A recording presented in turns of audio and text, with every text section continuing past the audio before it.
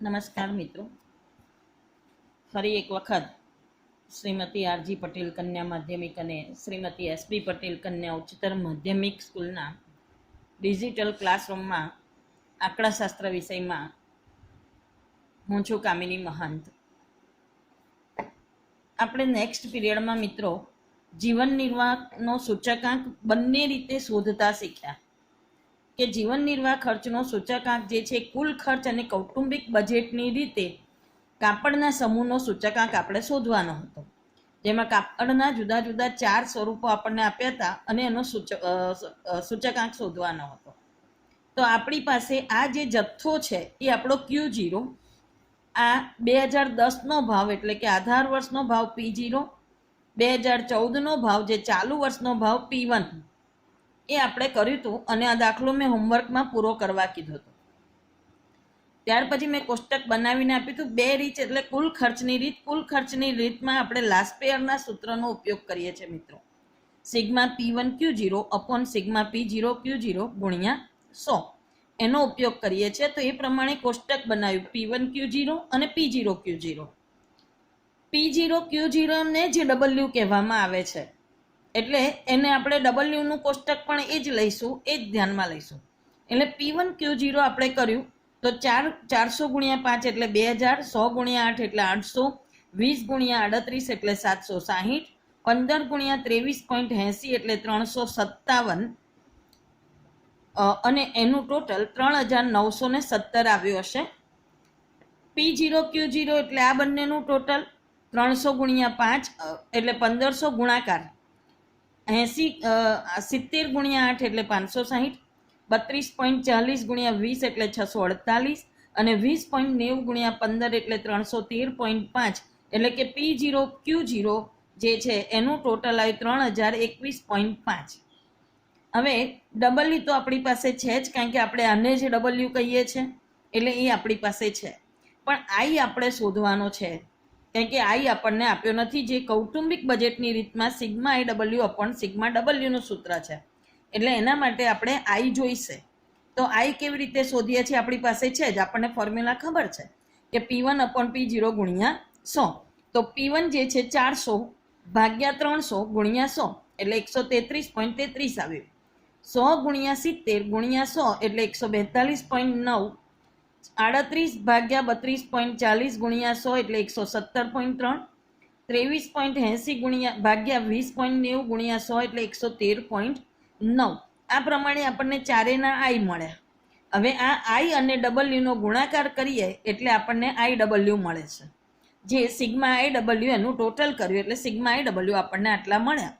કૌટુંબિક બજેટની રીતમાં આપણે sigma IW upon sigma W એટલે સિગ્મા IW નો ટોટલ ભાગ્યા સિગ્મા W નું ટોટલ, આ જે છે એ આ સિગ્મા IW નું છે, આ સિગ્મા W નું છે એ લીધું, ભાગાકાર કરવાથી આપણને સૂચકાંક મળ્યો 129.64.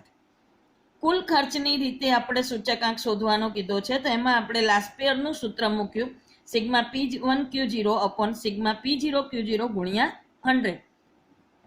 તો એ મૂક્યું એટલે આપણે P1 Q0 નું ટોટલ છે આપણું 3917 અને P0 Q0 નું છે 3021.5 ગુણ્યા 100 એ મૂકી અને સાદુરૂપ આપ્યું એટલે આવ્યો 129.64. એટલે બંને રીતે જવાબ તો એક સરખો જ આવે છે મિત્રો, પણ પરીક્ષામાં આપણને જે રીતે એપ્લાય કરવાની કીધી હોય એ જ રીતે કરવો જરૂરી છે. પણ ધારો કે તમને એ રીત નથી આવડતી તો એનો મતલબ એ નહીં કે દાખલો છોડીને આવી જવાનું. કોષ્ટક અને જેટલે સુધી આવડે એટલું તો કરીને જ આવવાનું છે, અથવા તો જે રીતે આવડે એ રીતે કરીને તો આવવાનું જ છે, બરાબર.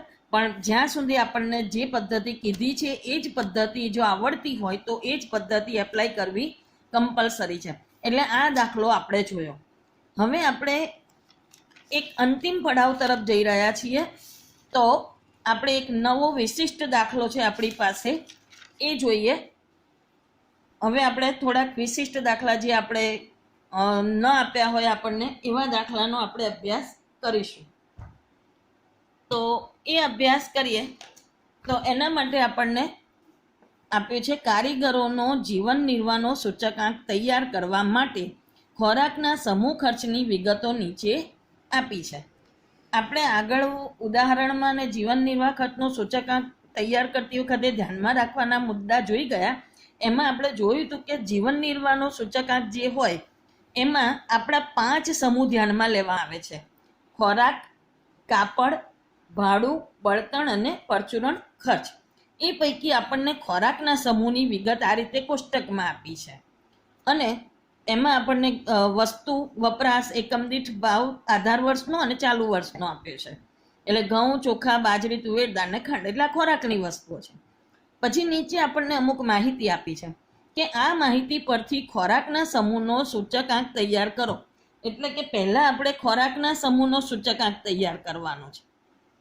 પછી જો કાપડ, ભાડું, બળતણ અને પરચુરણ ખર્ચના સમૂહોના સૂચકાંક અનુક્રમે 190, 205, 210 અને 270 હોય અને જો તેમની પાછળ કુલ ખર્ચના અનુક્રમે 25%, 20%, 10% અને 5% ખર્ચ થતું હોય તો તે પરથી કારીગરોના જીવન નિર્વાહનો સૂચકાંક તૈયાર કરો. એટલે જીવન નિર્વાહનો સમગ્ર કીધો છે એટલે આપણે 5 આ સમૂહનો સૂચકાંક તૈયાર કરવાનો છે.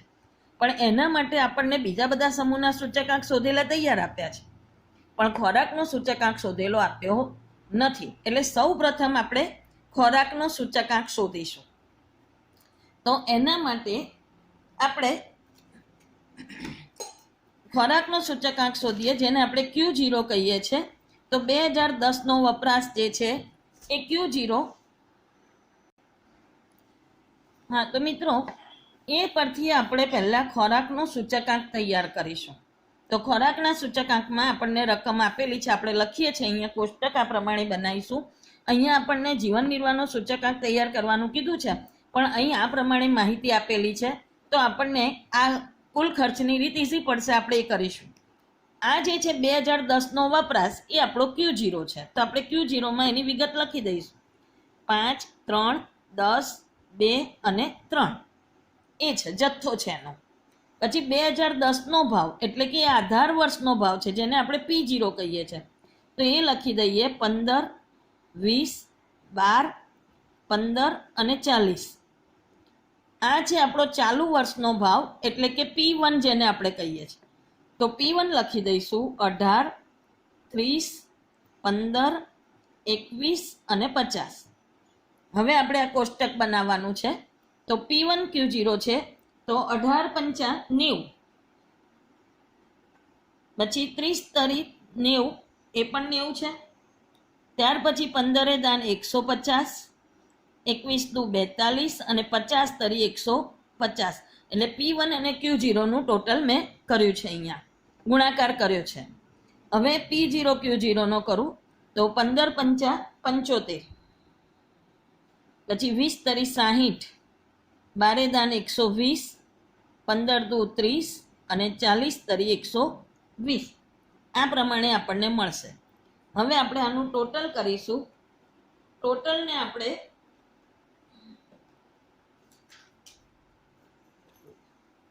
ટોટલ જે છે એ ટોટલ કેટલું થશે આપણે જોઈ લઈએ, જેને આપણે સિગ્મા P1 Q0 અને સિગ્મા P0 Q0 તરીકે ઓળખીશું. તો આ જે છે ટોટલ કેટલું આવશે? 2, 9 ને 9 18, 18 ને 9 તરી 27, 30 ને 2 32, 3 ને 2 5, 522. આનું ટોટલ થશે 5, 7 ને 3 10 ને 3 13, 14 15 ને 5 20, વધી 2 2 2 4, 405.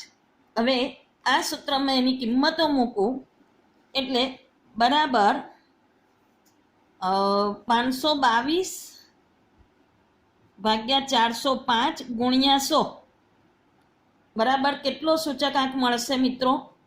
તો એ આપણે જોઈ લઈએ. તો 522 ભાગ્યા 405 ઇઝ ઇક્વલ ટુ 1.2888 ગુણ્યા 100 એટલે આપણે આવશે 128.88, જેને આપણે 128.89 લઈશું, કારણ કે પાછળ 8 જ છે બધામાં. એટલે આપણો સૂચકાંક આવ્યો 128.89. હવે આ આપણને મળ્યો ખોરાકના સમૂહનો સૂચકાંક. એટલે ખોરાકના સમૂહનો સૂચકાંક આપણે આ જે મળ્યો છે એ લખી દઈશું 128.89 એ એનો સૂચકાંક આપણને મળી ગયો છે. હવે બીજા બધા સૂચકાંક આપણે આના પરથી લેવાના છે. તો કાપડ, ભાડું, બળતણ અને પરચુરણ ખર્ચના સમૂહોના સૂચકાંક અનુક્રમે, એટલે કાપડનો સૂચકાંક છે 190, ભાડું એનો સૂચકાંક છે 205, પછી બળતણ એનો સૂચકાંક છે 210 અને પરચુરણ ખર્ચનો સૂચકાંક છે 270. હવે ભાર આપણે જે છે એમણે જે ખર્ચ કર્યો છે એને આપણે ભાર તરીકે લઈએ છીએ. હવે આપણને કાપડનો આપ્યો છે 25%, ખોરાકનો નથી આપ્યો, આપણે શોધવાનો છે. કાપડનો 25% એટલે કે કુલ ખર્ચના 25% ખર્ચ થાય છે. ત્યાર પછી ભાડાનો 20%, બળતણનો 10% અને પરચુરણ ખર્ચનો 5%. કુલ ખર્ચ એટલે કુલ ખર્ચ જે છે એ આપણો 100 કહેવાય. 100માંથી બાકીના આ પ્રમાણે છે: 20 ને 10 30, 40 ને 5 40, 50 ને 10 60. 60 ને 100માંથી 60 બાદ કરું તો બાકી રહે 40. એટલે ખોરાકનું ડબલ્યુ આવ્યું આપણને 40 મળ્યું. તો એ 40 છે. હવે આપણે એના પરથી આગળનું શોધીએ. તો એ સૂચકાંક શોધવાનું છે આપણે. ખોરાક એટલે હવે આપણે આગળ આપણને ડબલ્યુ મળ્યું, આઈ મળ્યું. હવે આઈ ડબલ્યુ કરીશું, એટલે આઈ અને ડબલ્યુનો ગુણાકાર. તો 128.89 ગુણ્યા 4 40. તો 128.89 ગુણ્યા 40 ઇઝ ઇક્વલ ટુ આવશે 5147.6.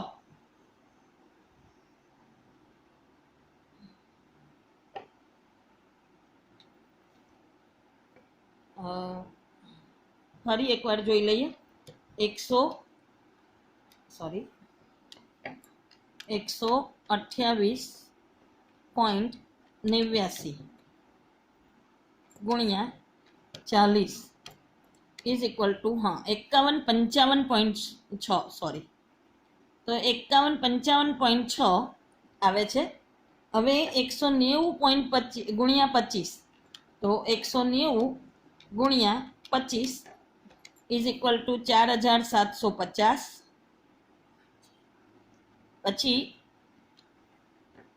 205 ગુણ્યા 20 ઇઝ ઇક્વલ ટુ 4100. 210 ગુણ્યા 10 એટલે 2100 થશે. અને 270 ગુણ્યા 5 એટલે થશે 1350. હવે એનું ટોટલ કરીએ આપણે, એટલે ટોટલ આપણને મળે છે, જેને આપણે સિગ્મા આઈ ડબલ્યુ તરીકે ઓળખીએ છીએ. તો એ થશે 6, આ 5, 5 ને 5 10 ને 5 15, વધી 1 7 8 9 ને 1 10 ને 6 10 ને 4 14, વધી 1 10 ને 6 16 ને 1 17, 17,455.60 કહી શકીએ આપણે એને. તો જીવન નિર્વાહ ખર્ચનો સૂચકાંક જે છે એ 17,455.60 ભાગ્યા 100.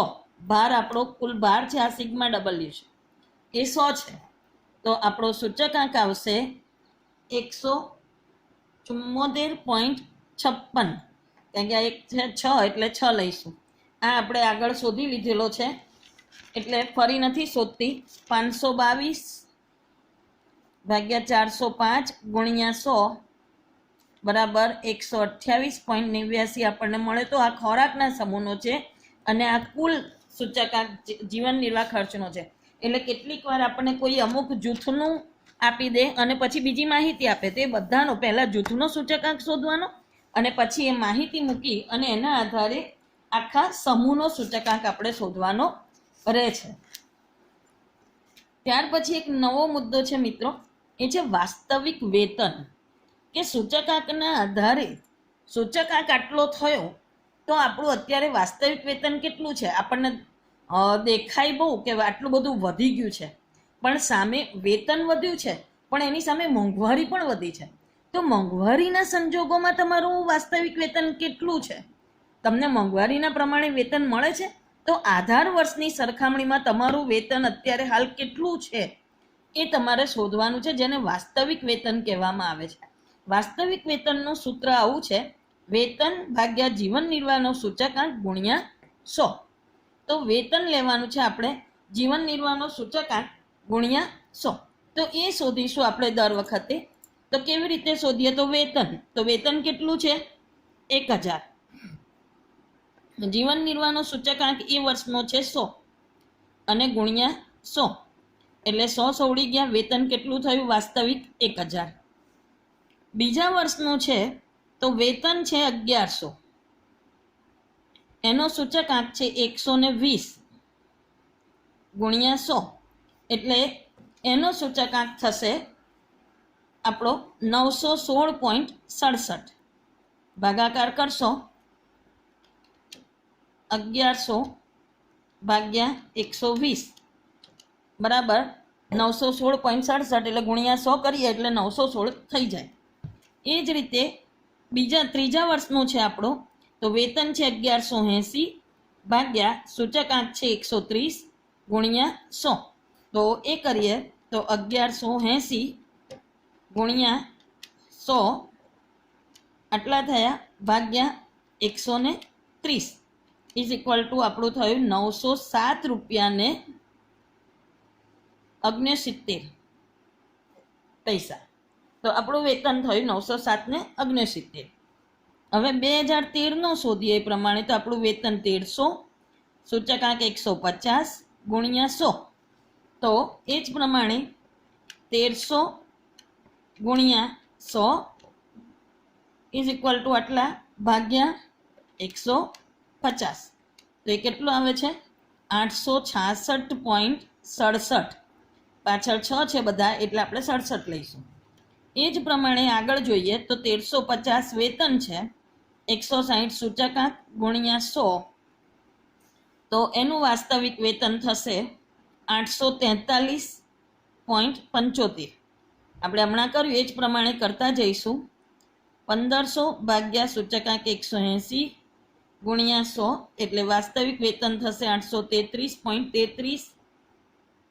પછી 1600 ભાગ્યા 200 ગુણ્યા 100 બરાબર 800.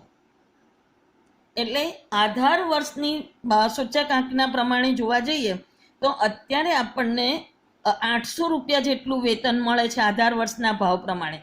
એટલે જો 200 સૂચકાંક થયો હોય તો આપણું વેતન 1000 હતું તો 200 એ 2000 થવું જોઈએ ખરેખર, પણ 2000 નથી મળતું. તો 800 મળે છે એવું નહીં. જો 100 સૂચકાંક હોય તો 1000, તો 100 સૂચકાંકે મને 800 રૂપિયા વેતન મળે છે. એકચ્યુઅલી મળવું જોઈએ 1600 જે છે, એટલે કે મને 20% વેતન ઓછું મળે છે. તો આ વાસ્તવિક વેતનનો દાખલો છે મિત્રો. આ 3 માર્ક્સમાં ઘણીવાર પૂછાય છે, એટલે એનું સૂત્ર યાદ રાખવું પડશે, વેતન ભાગ્યા જીવન નિર્વાહનો સૂચકાંક ગુણ્યા 100. અને એના આધારે આપણે આ રીતે જુદા જુદા વાસ્તવિક વેતન શોધીને આપીશું. આટલું કર્યા પછી મિત્રો કેટલાક ટૂંકા દાખલા છે. આપણે અંતિમ પડાવ તરફ છીએ, એટલે કેટલાક ટૂંકા દાખલા તમને સમજાવી દઉં. જો આઈએફ બરાબર 200 અને આઈપી બરાબર 160 હોય તો આઈએલ શોધો. બહુ ઇઝી સૂત્ર છે. આઈએફ બરાબર √IL ઇન્ટુ આઈપી. આપણને આ સૂત્ર ખબર છે. તો એ સૂત્રના આધારે આઈએફની કિંમત છે 200 બરાબર આઈએલ આપણને નથી આપ્યો અને 160 કીધો છે. હવે આ શોધવા માટે આપણે શું કરીશું? વર્ગમૂળ કાઢવા માટે આનું વર્ગમૂળ કાઢી નાખીશું. તો આને વર્ગ કરી દઈશું તો થશે 40000 બરાબર 160 આઈએલ. એટલે 40000 ભાગ્યા 160 બરાબર આઈએલ. તો કેટલો થશે જોઈ લઈએ.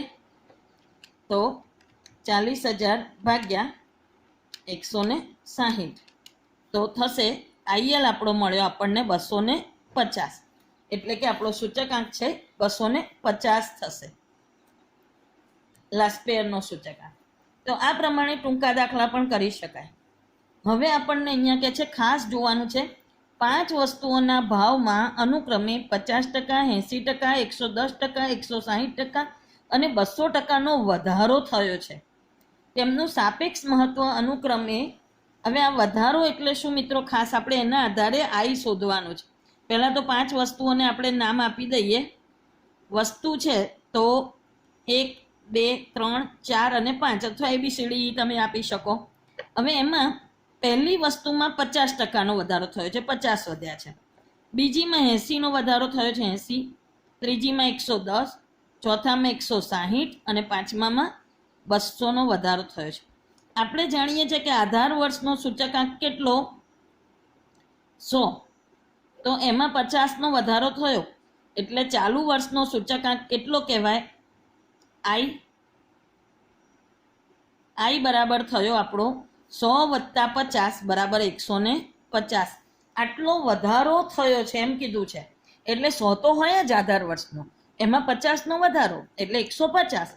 એ જ પ્રમાણે 180, એ જ પ્રમાણે 100 + 110 એટલે 210, પછી 100 + 160 એટલે 260 અને 100 + 200 એટલે 300. તો આ પ્રમાણે આપણે આઈ મેળવવાનો છે.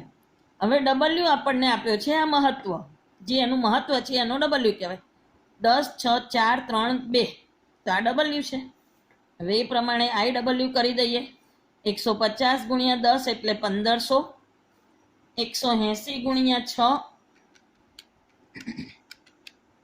એટલે 1080, 210 × 4 એટલે 840, 260 × 3 એટલે 780 અને 300 × 2 એટલે 600. હવે આનું ટોટલ કરીએ આપણે. 8 × 2 = 16 ને 4 = 20, વધી 2, 8 ને 7 = 15 ને 5 = 20 ને 22 ને 6 = 28, વધી 2 4, 4800 આવ્યું સિગ્મા આઈ ડબલ્યુ. હવે સિગ્મા ડબલ્યુ જે છે આપણું 10, 20 ને 5 = 25 થાય છે.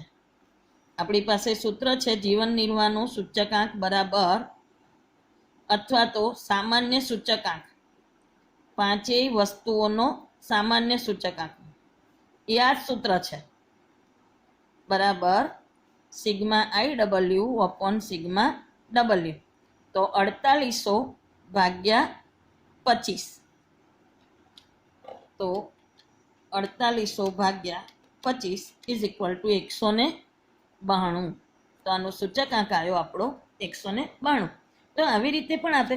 હવે ખાસ મિત્રો આમાં ખાસ જે સમજવાનું છે એ કહી દઉં તમને કે તમને એવું કીધું છે કે 50નો વધારો થયો, 80નો વધારો થયો, 110, 160, 200નો વધારો થયો તો તમે પ્લસ કર્યા, પણ એના બદલે એમ કહેવાય કે આધાર વર્ષની સરખામણીમાં સૂચકાંક 125 થયો, 230 થયો, 240 થયો તો તમારે 100 જોડે પ્લસ નથી કરવાના.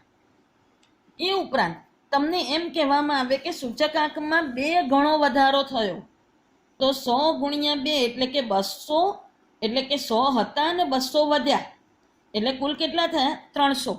જો 2 ગણો વધારો થયો હોય તો વધારો થયો, 2 ગણો થયો, 2 ગણો થયો એમ કે તો એનો મતલબ કે 100 × 2 એટલે સૂચકાંક આપણો 200 થયો. અહીં વધારો થયો એવું નથી લખ્યું. વધારો થયો કે ત્યારે 100માં પ્લસ કરવાના. વધારો થયો એવો ઉલ્લેખ હોય ત્યારે 100માં પ્લસ કરવા, પણ એવો ઉલ્લેખ ન હોય ત્યારે આપણે એ જ સૂચકાંક રાખીશું. બરાબર? એટલે આ આપણે ખાસ શીખીએ. ત્યાર પછી બીજો છે ખરીદ શક્તિ શોધવાનો. જો ચાલુ વર્ષનો કામદાર વર્ગનો જીવન નિર્વાહ ખર્ચનો સૂચકાંક 100 થી વધીને 125 થયો હોય અને એક કામદારની માસિક આવક 3000 થી વધીને 5100 થઈ હોય તો કામદારની ખરીદ શક્તિ વધી કે ઘટી, કેટલી એ શોધવાનું છે. હવે સૂચકાંક કેટલો થયો? 100 થી 125.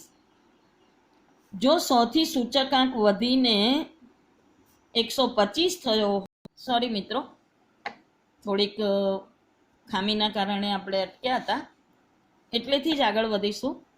તો અહીં આપણે જોઈએ કે 100 થી વધીને 125 જો સૂચકાંક થયો હોય તો પગાર પણ, માસિક આવક પણ 3000 થી વધીને કેટલી થવી જોઈએ એ પહેલા શોધી લઈએ આપણે. તો 125 ગુણ્યા 3000 ભાગ્યા 100 બરાબર 3750 થવી જોઈએ. આવક આપણી થવી જોઈએ, માસિક આવક. માસિક આવક 3750 રૂપિયા થવી જોઈએ, પણ થઈ છે કેટલી? 5100. એટલે 5100 રૂપિયા માસિક આવક મળે છે. 3750 મળવી જોઈએ. તો એનો આ મતલબ છે આપણી માસિક આવકમાં 1350 નો વધારો થયો છે. એટલે કે આપણી ખરીદ શક્તિ એ 1350 જેટલી વધી છે, તો એ પ્રમાણે તો કેટલી વધી છે એ પણ આપણે શોધી શકીએ. તો આ સૂત્રની મદદથી તો 1/, સૂચકાંક થયો છે 125 ગુણ્યા 100, 25 ચોક 100, 5 એટલે 0.80% ખરીદ શક્તિમાં વધારો થયો છે. ખરીદ શક્તિમાં વધારો થયો છે એ જોઈ શકીએ. હવે આ જે છે પછી આ પ્રમાણે આ દાખલો છે. હવે નેક્સ્ટ એક્ઝામ્પલ જોઈએ તો સિગ્મા P1Q0 જેમ સિગ્મા P0Q0. આમ તો બહુ ઇઝી છે. IL નું સૂત્ર છે આપણું sigma P0Q0 upon sigma P0Q0 ગુણ્યા 100. એટલે એ જ રીતે આપણે સાદું સૂત્ર મૂકીએ છીએ. એ જ રીતે અહીંયા આપણું છેદમાં જ છે તો 5/3 એટલે 5/3 જ કહેવાય. એટલે એ પ્રમાણે લાસ્ટ પિયરનો સૂચકાંક આપણો કેટલો થશે અને પાસેનો કેટલો થશે એ તમે શોધી શકો છો. ત્યાર પછી પાસેનું સૂત્ર છે એ છે sigma P1Q1 upon sigma P0Q1 ગુણ્યા 100 બરાબર 3/2 ગુણ્યા 100. તો એ સૂચકાંક કેટલો થશે એ આપણે જોઈએ. તો 500/3 એટલે સૂચકાંક થયો આપણો 5 ગુણ્યા 100 એટલે 500/3 ઇઝ ઇક્વલ ટુ 166.67. અને પાસેનો છે એ 300/2 બરાબર 150. હવે આના પરથી તમે ફિશરનો શોધી શકો છો, IL ઇન્ટુ IP એટલે √166.67 ગુણ્યા 150. તો તમારો સૂચકાંક મળશે તમને ફિશરનો એ કેટલો થશે? તો એ થશે 158.1. 150 ગુણ્યા 166.67 ઇઝ ઇક્વલ ટુ આટલા અંડર રૂટ કરીએ એટલે 158.1 આપણને સૂચકાંક ફિશરનો મળે. નેક્સ્ટ જોઈએ લાસ્ટ પેયરનો સૂચકાંક. ફિશરના સૂચકાંકથી 8/9 ગણો. લાસ્ટ પેયરનો સૂચકાંક એટલે IL એ ફિશરના સૂચકાંક કરતાં 8/9 ગણો. એટલે કે IL is equal to 8/9 IF. ફિશરના સૂચકાંક કરતાં 8/9 ગણો વધારે છે. તો ફિશરનો સૂચકાંક આપણને આપ્યો છે 180 એટલે 8/9 ગુણ્યા 180, 9 દુ 18 એટલે લાસ્ટ પેયરનો સૂચકાંક થયો 8 દુ 16 એટલે 160. હવે ફિશરનો સૂચકાંકનું સૂત્ર આપણે જોઈએ છે તો IF બરાબર IL ઇન્ટુ IP. તો 180 ફિશરનો સૂચકાંક છે, લાસ્ટ પેયરનો આપણને 160 મળ્યો ગુણ્યા IP. તો આને વર્ગ કરવો પડે, આ વર્ગમૂળ કાઢવા એટલે 180 ગુણ્યા 180 ઇઝ ઇક્વલ ટુ 32,400 બરાબર 160 IP. તો 32,400 ભાગ્યા 160 બરાબર પાસેનો સૂચકાંક આપણને મળશે એટલે ભાગ્યા 160. ઇઝ ઇક્વલ ટુ આપણને પાસેનો સૂચકાંક મળ્યો 202.5. તો આ રીતે આપણને પાસેનો સૂચકાંક મળશે મિત્રો. ત્યાર પછી નેક્સ્ટ જોઈએ, વર્ષ 2014 અને 2015ના જથ્થાબંધ ભાવના સૂચકાંક અનુક્રમે 177.6 અને 181.2 મળ્યા છે. આ બંને વર્ષના સૂચકાંકનો ઉપયોગ કરી ફુગાવાનો દર શોધો. તો ફુગાવાનો દર શોધવાનો છે, એનું સૂત્ર આ છે, ફુગાવાનો દર બરાબર વર્ષ 2015નો જથ્થાબંધ સૂચકાંક એટલે કે ચાલુ વર્ષનો સૂચકાંક. તો ચાલુ વર્ષનો સૂચકાંક છે આપણો 181.2 અને આધાર વર્ષનો સૂચકાંક માઇનસ આધાર વર્ષનો. તો આધાર વર્ષનો સૂચકાંક છે 177.6 ભાગ્યા આધાર વર્ષનો સૂચકાંક. અહીં આપણે એમ લખી શકીએ આધાર વર્ષનો, અહીંયા ચાલુ વર્ષનો અને અહીંયા આધાર વર્ષનો. તો ભાગ્યા આધાર વર્ષનો સૂચકાંક છે 177.6 ગુણ્યા 100. તો સાદુરૂપ આપીએ એટલે 181.2 માઇનસ 177.6 ઇઝ ઇક્વલ ટુ 3.6. 3.6 ભાગ્યા 177.6 ગુણ્યા 100. તો 3.6 ગુણ્યા 100 ઇઝ ઇક્વલ ટુ 360 ભાગ્યા 177.6 ઇઝ ઇક્વલ ટુ 2.02. ફુગાવાનો દર 2.03% ફુગાવાના દરમાં વધારો થયો છે. ફુગાવાનો દર કેટલો છે? તો 2.3% ફુગાવાનો દર વધ્યો. આનો જવાબ આવ્યો 2.03. એટલે 2.3% ફુગાવાના દરનો વધારો થયો છે. આ એક ફુગાવાના દરનું સૂત્ર પણ આપણે યાદ રાખવાનું છે. હવે બહુ ઇઝી છે આમ તો, પણ છતાંય થોડુંક ધ્યાન પર આવ્યો છે એટલે લઈ લઈએ. જો વર્ષ 2014 માટે એક વર્ગના કુટુંબની ખર્ચપાત્ર સરેરાશ આવક 25,000 હોય અને તે વર્ગનો વર્ષ 2014ના આધારે, એટલે 2014 એ આધાર વર્ષ છે અને આધાર વર્ષનો સૂચકાંક કેટલો હોય? 100 થાય. તો 25,000 અને એની એ વખતની માસિક આવક હતી 25,000. હવે 2016 ચાલુ વર્ષ, એનો સૂચકાંક થયો 120. તો એની ખર્ચપાત્ર સરેરાશ આવક કેટલી?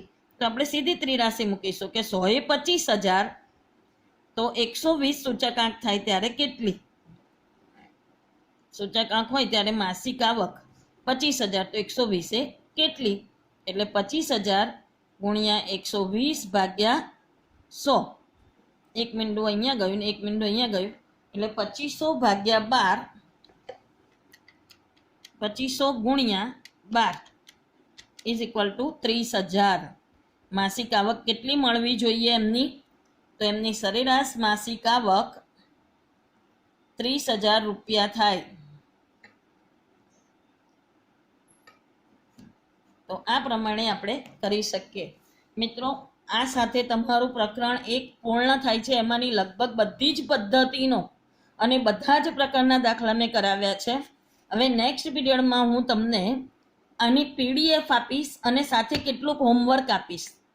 એ તમારે કરવાનું છે. એના આધારે તમારે સોમવારે હું એક ટેસ્ટ આપીશ, એ ટેસ્ટ આપવાની છે. એટલે તમે હવે પછી આ ટેસ્ટ અને એની તૈયારી કરશો. તો શનિવારે તમને PDF અને હોમવર્ક મળશે અને સોમવારે તમારે ટેસ્ટ આપવાની છે. ઓકે, અસ્તુ, થેન્ક યુ.